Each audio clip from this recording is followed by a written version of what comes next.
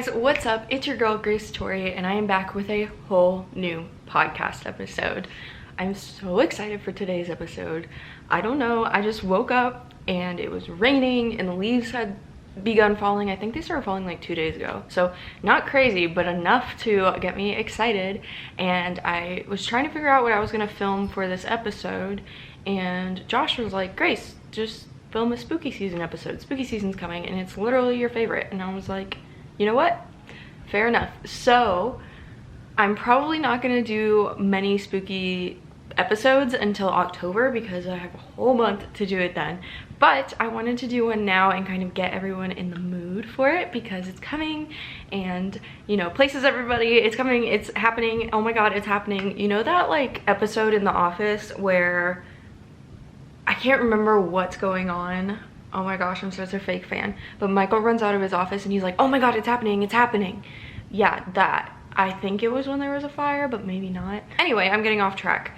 I am so excited. I am going to be reading true spooky stories that I found on Reddit. So what I did is I went on Reddit and I found true spooky stories to read for you guys and just get everybody in the mood. This is so exciting.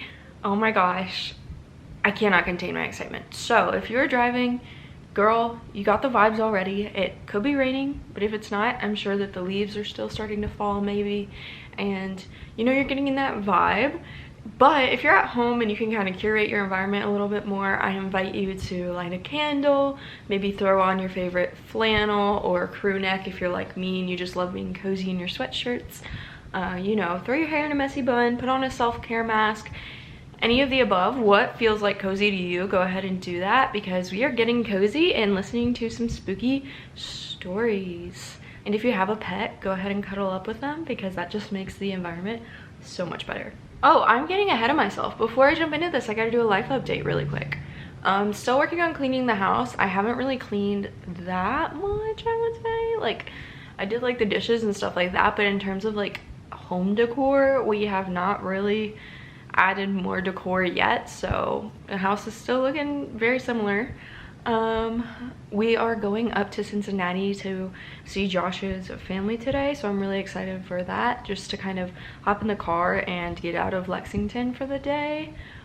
And I think that's pretty much it. I mean, yeah, I'm still really excited for the weather to cool down.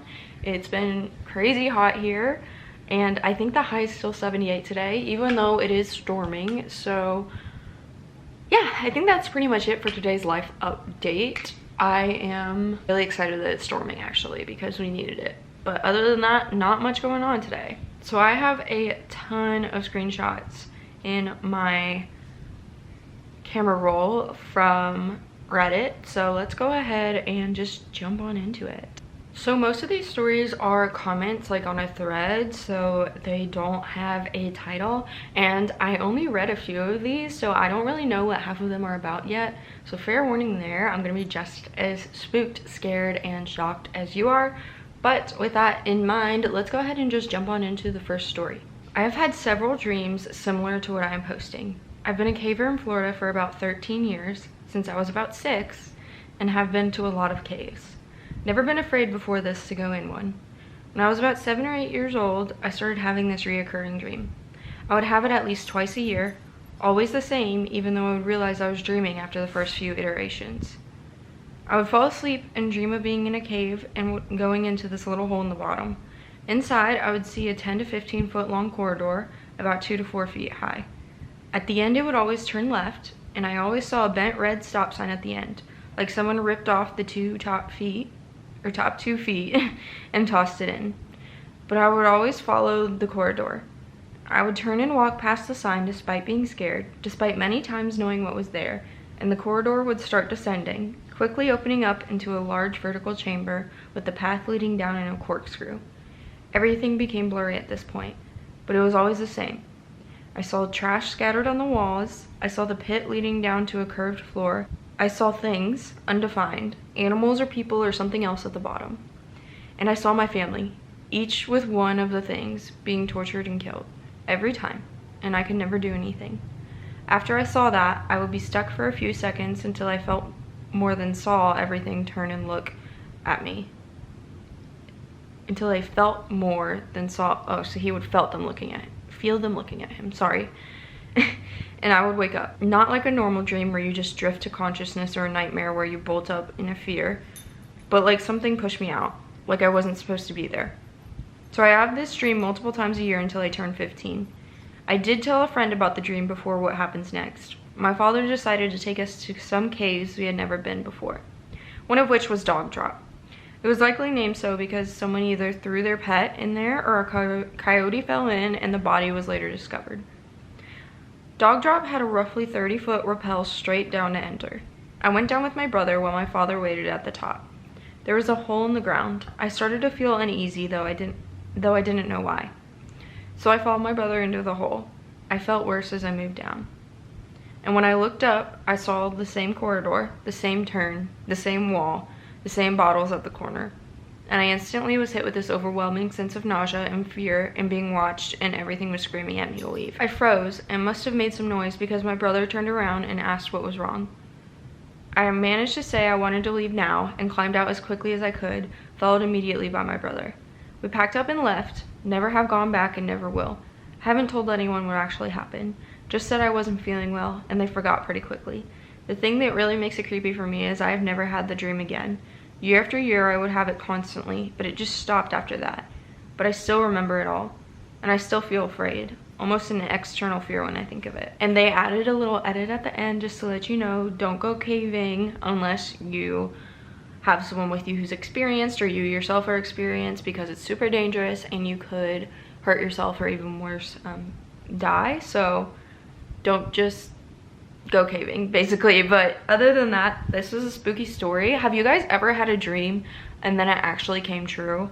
That happens to me literally all the time. I have deja vu all the time, but I don't know if it's ever been like a nightmare. It's usually like mundane things like throughout the day. Like I'll have a dream that I'll be sitting in the car with my mom just like silently driving down the street, and then it will actually happen and I'll just be sitting in the moment and be like, oh my gosh, I dreamed about that. But yeah, I'm curious to know if you guys have ever had something similar happen. So this next one also doesn't have a name, but I'll just jump right into it. I lived in an old apartment in 2002. The place was built in 1900, so it was just over 100 years old when I moved in. The living room and kitchen were fine, but the bathroom and bedroom were unnerving. Like I just always felt like I was being watched, especially in the bedroom if the closet door was open. Those unnerving feelings just became moderately uncomfortable as I settled in. I felt safe in the bedroom, but only if the door was locked. One night I was dead asleep when there was a loud bang on my bedroom door. When I got up, the courage to get out of bed, I checked the apartment and all the windows were closed and locked from the inside. The door still had the chain secured. No one was in there. I mentioned the closet in the bedroom. I never liked going in there, and I never liked if the door was open. For some reason in my head, I would hear gasping noises, so for that reason, the closet stayed closed. A month or more after I was woken up to the bang on my door, I was dead asleep. But something woke me up, and it was a pressure on me like being held down. It was pitch black in my room. It couldn't see anything. I couldn't see anything, but I knew something was standing over me. When I could finally turn on a bedside lamp, no one was there. After then, I couldn't sleep in the dark. I had to sleep with a lamp on. That incident scared the life out of me, and after that, the unnerving feeling of being watched intensified. Friends would come over and comment about being uncomfortable in the bathroom, like being watched. It became so uncomfortable for me. When I had the chance to move to another unit, I jumped at it. I packed up and got out. After me, several people rented the apartment, and they would move out within months. I became friendly with the building manager, and I told him that I felt the place was haunted. He kind of laughed it off. Years after they were renovating the place, building manager was doing some painting in there. The building owner was there too. I went and checked out the apartment, and it looked nicer. It didn't feel as creepy. I got to talking with the building owner, and through the course of conversation, he just throws it out there that a former tenant committed unalive in the closet by hanging themselves. He also mentioned that the original designer of the building lived in that apartment and died in there. I wasn't mad when I heard that, but felt validated that what I experienced was real. Okay, So I grew up in a haunted house, so things like this like don't really scare me. They're actually kind of normal to me because like it kind of happened all the time growing up, which is not exactly great, but you know. But yeah, that does make sense that like something happened there and that's why it's only in that apartment. Yikes. While at uni, my friends and I ran out of booze. Hardly any shops were open because it was late on, so the only option was to walk the mile or so to the nearest 24-hour supermarket. Between the supermarket and the dorms we lived in was just row after row of suburban houses which all looked the same. As we were walking down one road, we passed a field with a large campfire and some people riding horses around it. There were people playing musical instruments and general sounds of a good time going on. The horses and fire and the lanterns, which were dotted about, gave it a very old-fashioned feel. Maybe 5 minutes after passing the field, now walking past houses again, one of my friends commented on how weird and out of place that gathering of people had been. My other friend and I had been thinking the exact same thing, so curious, we turned around and walked back to find out exactly what was going on. There was nothing there. Not just no people or horses, there was no field, just more and more houses. Even though we were absolutely certain we were on the right road, as we'd simply turned around, we walked up and down the neighboring roads too. We found nothing. We weren't drunk, though we'd had some drinks, and so I've got absolutely no idea what happened that night. So that one's not as spooky as it is like odd. And I like 100%, I'm gonna preface this by saying I 100% believe all of these stories. Like, I believe in like ghosts and the supernatural and all that. I can't explain it and I don't know the science behind it, but I do believe that odd situations like this can happen.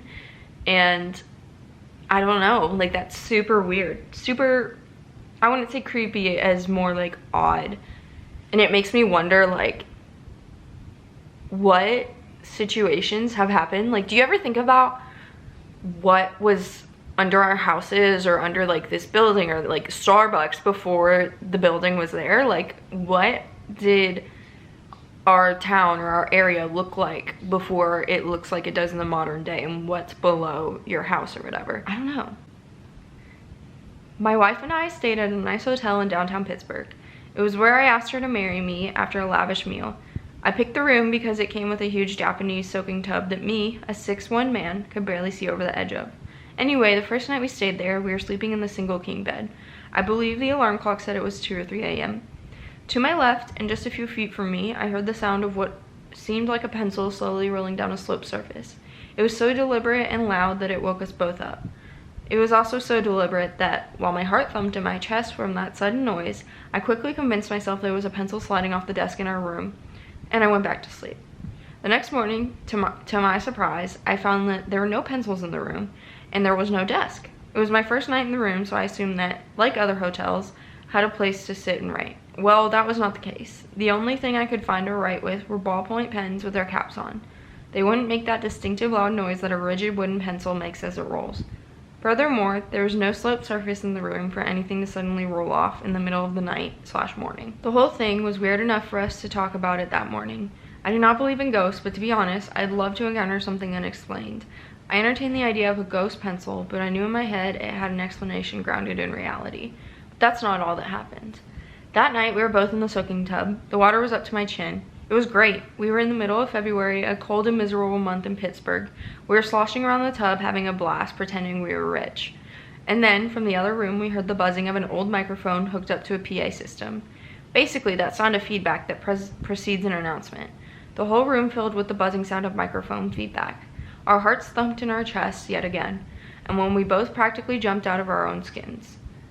We heard the distinctive sound of someone blowing into a microphone to test it. Woof, woof. You could see it in your head. It was so distinctive, just like the pencil. My heart went from thumping wildly to thrumming like a hummingbird's. Naked, I leapt from the tub and threw a towel around myself. That was a man blowing into a microphone, I said. My wife stayed in the tub, scared and quiet. I searched our room and did not find a speaker or any kind of speaker grill embedded into a wall or the ceiling. We could not for the life of us find a potential source for the sound other than an iHome speaker that was already playing music from my iPhone. So that was our story. We still had one more night. We were exhilarated by our engagement in the ghosts that haunted the hotel. A week later, I had a thought to email the hotel. I asked them about their building. Pittsburgh is an old town, and downtown Pittsburgh is a very, very old town. They got back to me and explained, as my jaw dropped, that they used to be an old telephone factory.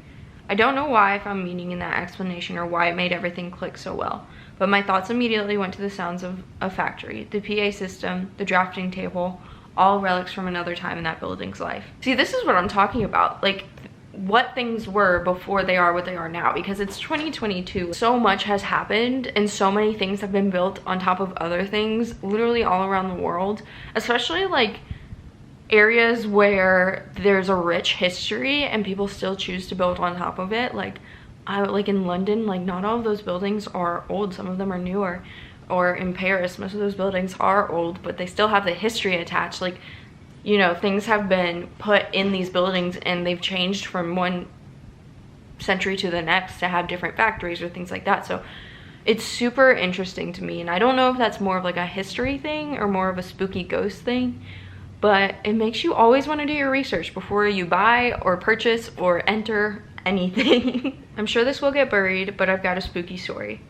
It's more bittersweet spooky than spooky, but here goes. My ex had this lamp that she had on the island in our kitchen. She turned it on pretty much every night, and in the mornings to make coffee, it was a pretty solid little lamp. I brought my cat to live with us late in our relationship because she had dogs, and my cat was pretty up there in age and not used to dogs. So I tried to spare her little heart from that shock. She came to love laying down in the spot by where the lamp plugged into an outlet on the wall of the island. She died soon after I brought her over, and I was absolutely heartbroken. I had a hard time accepting the loss. About a week after my cat died, my ex was grinding coffee in a little electric grinder, and I heard her shriek from the other room. I rushed over to see what was going on, and she told me she felt something cold pass by her feet. Then the light on the lamp started flickering. She tried to show me again the flickering, but it didn't happen. I just chalked it up to her being weird at 6 a.m. A couple of days later, she asked me to make coffee for her. I grabbed the grinder, flicked on the lamp to see what I was doing, and sure enough, the same thing happened to me. A cold wind whipped past me like a cat running around my feet. Then the light on the lamp flickered before I could even get the grinder going. It never happened before or after, despite the hundreds of times I'd used that grinder in the same outlet as the lamp. I like to think it was my little girl saying goodbye one last time. That's really sweet, and I love animal stories, but it did make me think of this. So growing up, my sister and I used to be like have the same room. We shared it, and then she moved out of her room and moved downstairs into a different room. Well, in the time that we shared our room, she like looked under her bed one day and screamed and said that she literally saw Satan under her bed. And like, that's not like my sister. She's not like that kind of person who just like, she's dramatic, but not about things like that. And I kind of forgot about it. And then when I was like 16 or 17, my dog passed away.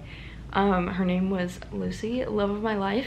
And I would hear scratching under my bed every single night, and I told myself that it was Lucy just scratching under my bed because we had hardwood floor, because I still lived in that room. It was like our childhood room. But looking back, maybe it wasn't Lucy, and it was whatever Faith saw when we were growing up, because like I would hear scratching from time to time. Like that wasn't something that didn't happen until Lucy came around.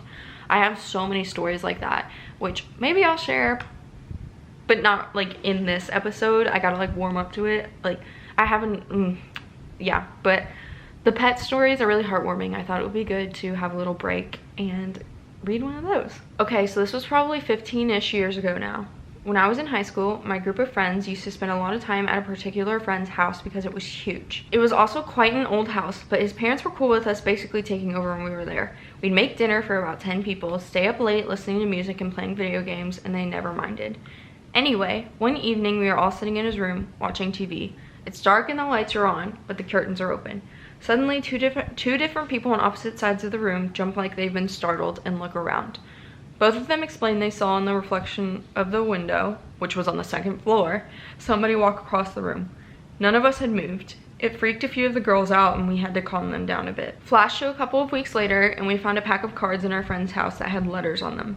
Somebody suggested we could use these as a Ouija board and figure out if our friend's house was actually haunted. No, immediately no, immediately no. I know some people have good experiences with Ouija boards, but I just say don't even risk it. Like there is a chance that it won't go well. Don't, no. Anyway, let's get back to the story. We got a big wooden board. I think it might have been the top of a table once upon a time. Arranged the cards in a circle around the edge with an extra 2 homemade yes/no cards. Got a glass and off we went. It started to answer questions, telling us it was a man who used to live in the house and who died there. We asked when he died and just got the answer, long. We asked if he was moving the glass, and he said yes. This is where I decided to be dumb, and I asked if he could move anything else other than the glass. Yes. We all paused and listened for the sound of moving, but nothing happened. We asked if he had moved something. Yes. Nothing happened again, so we moved on and asked some more questions. This was at 10:30 p.m. After a while longer, we said goodbye. I think at least one of us was aware enough about Ouija board lore to know that we have to close the conversation properly. And then a little later on, we all went home, a little spooked, but enjoying it nevertheless. I walked home with another friend who lived nearby.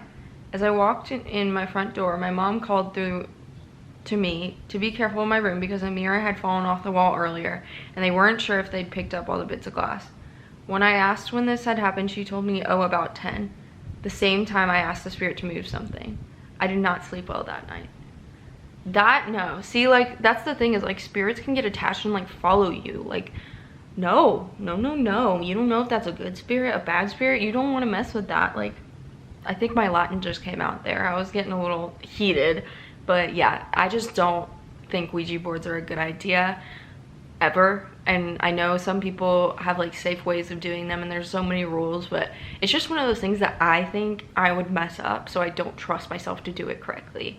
And yeah, I just don't, When you open the door to that stuff, like, you're inviting it in, and yeah, it scares me. But that's enough of my lecture on Ouija boards. I have a tale. This is my parents' story, but it is so good the internet needs it. Sorry for the extreme length. This is like a 2-hour story when my parents tell it. They remember it even more vividly than I could type about it. It is 100% real. If you think otherwise, bugger off. Part 1, Mequon. Mequon? I don't know how to pronounce that. It's M-E-Q-U-O-N. Back in the 80s, my parents had just gotten married, graduated from college, and had my big brother. They moved into a small house in a very affluent neighborhood north of Milwaukee. The house was surprisingly in their budget. Again, just graduated from college and med school with a little one, but was the smallest on the block. My parents made an offer that was a few under the asking price. 2 other couples offered more than the asking, bidding war. However, the old man that owned the house rejected both of those offers and said he wanted my folks to have it. He said he and his late wife would have both agreed if it was the right thing to do. My folks are super grateful and are extremely excited to be living in the neighborhood. There are many youngsters, so my brother had lots of playtime. Life was very good. Then, shit starts going down. Part 2, red light. The first thing was the basement. So during this time, my mom stayed at home with my brother and my dad was getting his practice started. He worked super late and was only home on Sundays basically. My mom did laundry in the basement, and one day when she was walking upstairs, a red light at the bottom of the stairs turned on. Now I am told this is a super bright light, and the switch for it was taken out long ago. It is almost like a fallout shelter emergency light with a cage on it. My mom didn't know what to think, so she starts going downstairs to investigate. The light turns off. She figures that maybe it was some sort of surge. The next day, she goes downstairs again, comes up, the light is on again. Again, starts walking down and it turns off. She does not shrug it off this time.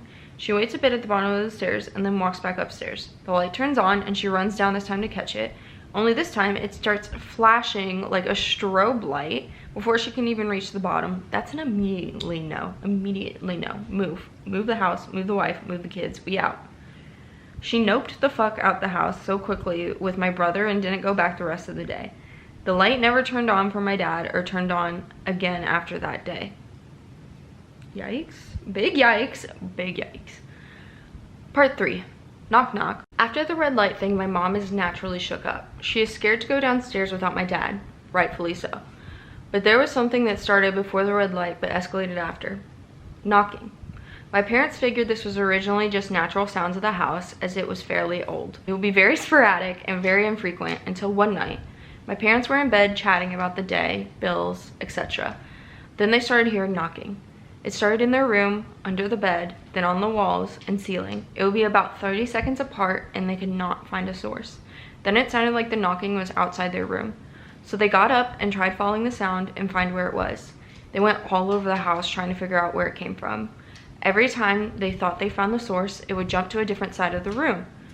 They eventually were in the foyer living room and tracked the knocking super frequently and super loud to the foyer closet. My mom had a fireplace poker in hand and my dad a bat.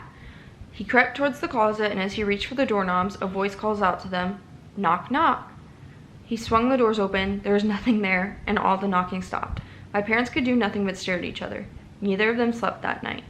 Yeah, so if the red light wasn't enough of a reason to pack up and leave, I would say this is. That's a no. Immediately no. Again. Part 4, it pushed me. After the red light and knock knock, my parents are very wary of this house. My mom is on the verge of a breakdown and not dealing with this well at all. Remember, she is in this house all day with this nonsense. My dad is usually more skeptical towards this kind of stuff, but he knows something is very wrong and thinks my mom is totally justified in her feelings. Well, we fast forward a few weeks, maybe even a month. It is a normal night like any other. My parents are asleep in their room, my brother in his. In the middle of the night, my mom suspects 2 to 3 a.m., can't be certain, being all drowsy. My parents wake up to a huge thud. Immediately, my parents jump up and hear my brother is awake calling for them. They rush into his room and he is laying down in the very center of the room on the floor with his blanket perfectly taut and draped on him, as though he was tucked into bed, but on the ground, at least 5 feet from his bed. My parents pick him up and ask him what happened. He responds, pointing to the closet. It pushed me. The fox pushed me. My dad opens the closet, rifles through everything looking for an animal, and of course finds nothing. So this is weird, right? Why would a 3-year-old say such a thing? Well, in this moment, my parents remember the last name of the old man that sold them the house. Fox. Part 5. Reconciliation. I shit you not, my parents freaked out on this. There were too many things going on. My mom refused to let herself and my brother stay in the house, especially since she was now pregnant with my sister. My dad decided he was going to take care of this. Again, he is not a superstitious man.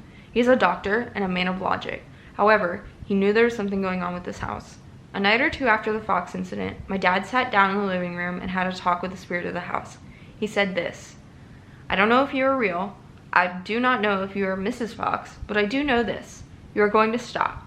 We are a peaceful and loving family. If you are Mrs. Fox, your husband would be ashamed of you. He wanted us to have our family here because he knew you would want us to. Just as you raised your family here, I want to do the same. You may stay here as long as you like, but you cannot do this to us anymore. I'm sorry for your passing and for your pain, but you cannot take it out on us. My wife is pregnant, and you are causing her loads of stress. You even went after my son. This will stop, or I will seek out someone who will make it stop. Thank you. Good night. After this, nothing bad happened to my family again. There were no lights, knocks, or foxes. But, and this is the craziest thing ever, there was one final thing. In a wooden cabinet that my mom bought at a neighborhood garage sale a few days after they moved into the house, there was a card, an anniversary card. It said, Happy Anniversary, with the parents' names.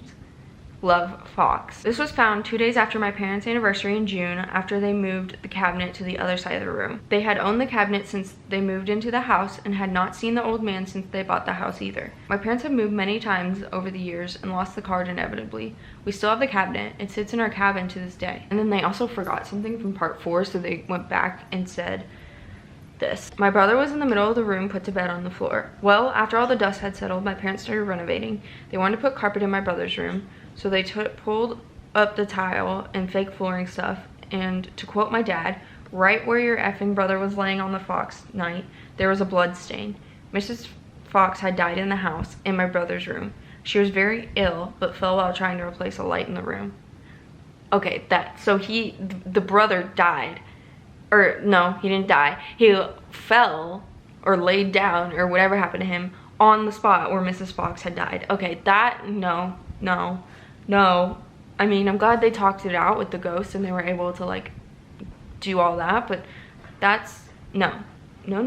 About 5 years and 2 boyfriends ago, I moved into an old farmhouse with my then significant other. He was a hoarder and was embarrassed about the state his house was in after his wife left him. He had an RV and that's where he slept because there was just shit. Garbage, clothes, boxes up to your knees in every room of the house. Me, being extremely distressed by clutter, cleaned that house. Down to cobwebby corners of the ceiling. It took me weeks, but I Murphy's oiled every inch of wood, filled his truck with over 10 loads of garbage. The very first night I was there, things were weird. At that point, I had only cleared part of the living room. The boyfriend snored unbearably loud, so I opted to sleep inside on the couch while he slept out in his camper. I just had a fight with my mother and was lying awake around 4 a.m., fuming about it. I heard my boyfriend come in the back door, muttering to himself as usual. He was opening and closing drawers and cabinets in the kitchen. Figured he was searching for something. Finally, I got up because hell, I was already awake. Maybe I could help him find whatever it was. The kitchen was 5 feet from where I was, and when I walked in, there was no one there. I looked around and called for him, but he wasn't there. I don't get scared easily, and at this point I was just curious about where he was. I went out to the camper and could hear him snoring hard before I even got to the door. I shook him awake and asked him gently what he had needed in the house. He said he hadn't left the camper all night. I thought, he was sleepwalking. When I went back inside, though, I noticed it had snowed lightly in the night and there were tracks leading up to the camper were mine. The only tracks leading up to the camper were mine. A couple of days later, I moved my 2 cats in. They are super on edge, a lot of growling, acting out of character, especially in the middle of the night. I completely dismissed that as it was a new, unfamiliar place. Obviously, they were uncomfortable. I had finally gotten the bedroom habitable and they would not cross the threshold into it. Animals know. I swear, my dogs are super psychic and it's weird. Anyway, the first night we slept in the bedroom was when I started to fear the house. The bed was up against a window that faced out to the cornfield, and my guy insisted on sleeping on the outside of the bed, leaving me pressed against the window.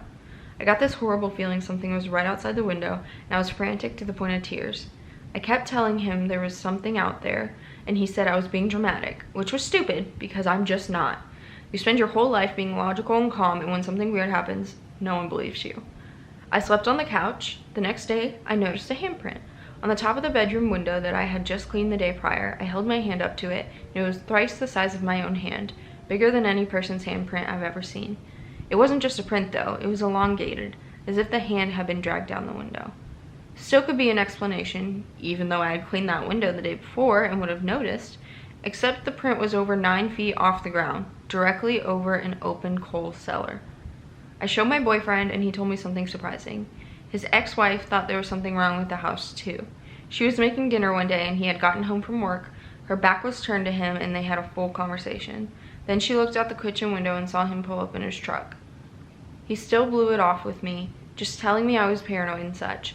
All this time, I assumed he was right, dismissed my instincts, and went about things normally. Then one morning in the spring, I got up to use the bathroom. It was 4:46 in the morning and I knew the time because I checked my phone when I got up.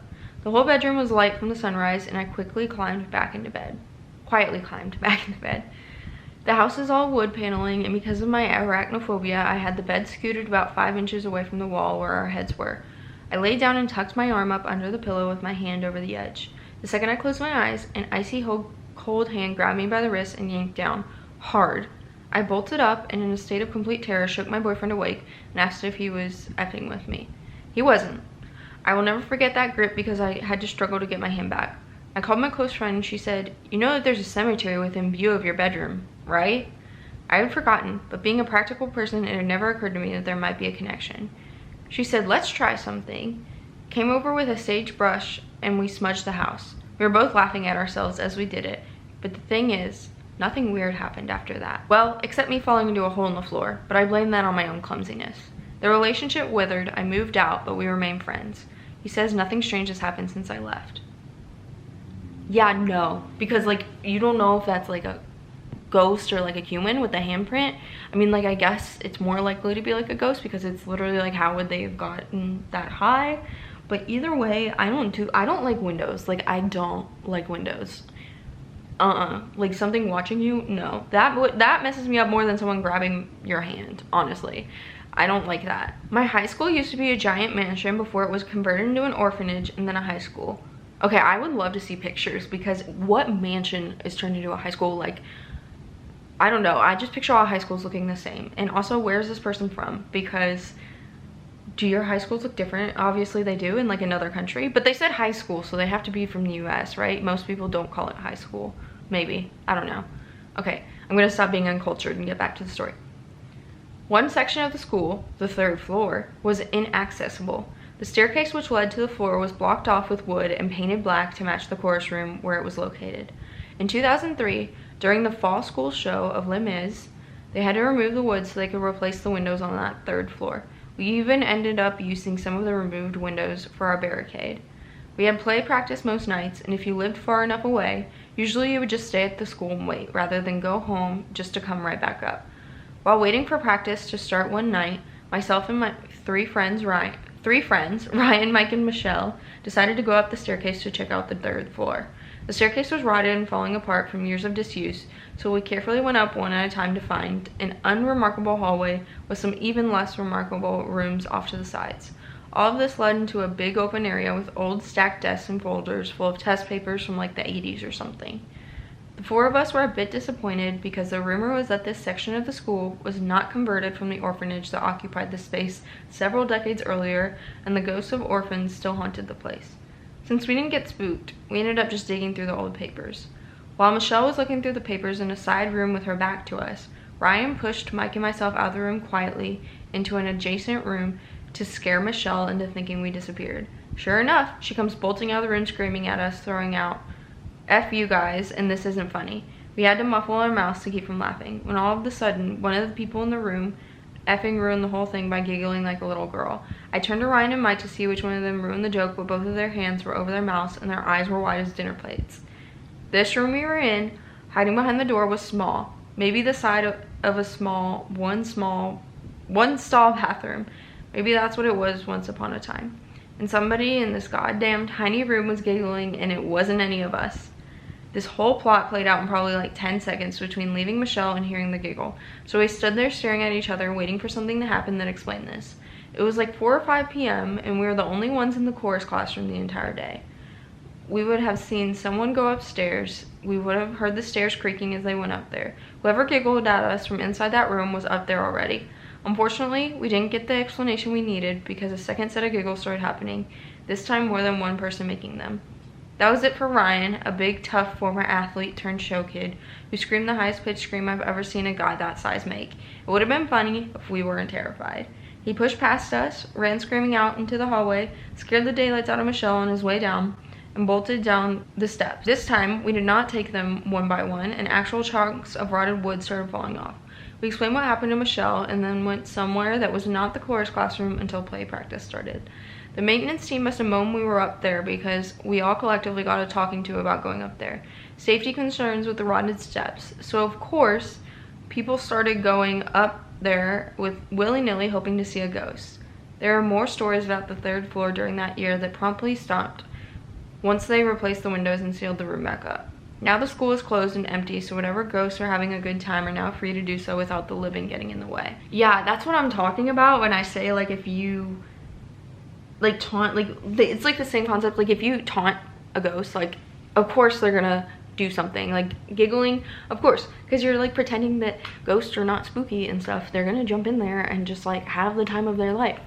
Obviously, like with a Ouija board, if you play with a Ouija board, of course a ghost or something is gonna come out and haunt you because you're like basically asking for it, you know? So I think that that's all of the stories I'm going to tell today. I have plenty more, so if you want to hear more spooky stories on this podcast, go ahead and let me know. I'm definitely going to do at least one more episode, but I'll do more if you guys want since spooky season is coming. I just want to make sure it's the content you guys want to hear during the season because, you know, I don't typically do spooky stories. But yeah, I hope you guys enjoyed. Let me know what your favorite story was down below. If you are listening on Apple Podcasts or Spotify or Stitcher or anything like that, go ahead and follow or rate and review. It would absolutely mean the world to me if you left a rating or review because it would help my podcast so much, as well as following or subscribing. That also helps my podcast more than anything in the world, and I really love it. Let's go ahead and keep building our community of girlies that all want to become the best version of ourselves. We are going to be spooky girlies this season, and I'm so excited. So yeah, thank you so much for listening to scary stories with me. I hope that you have a great Sunday if you're listening to this on the day it comes out. If you're not, I hope you have a great morning, afternoon, or night. I love you guys so much, and I will see you in my next podcast episode. Bye guys.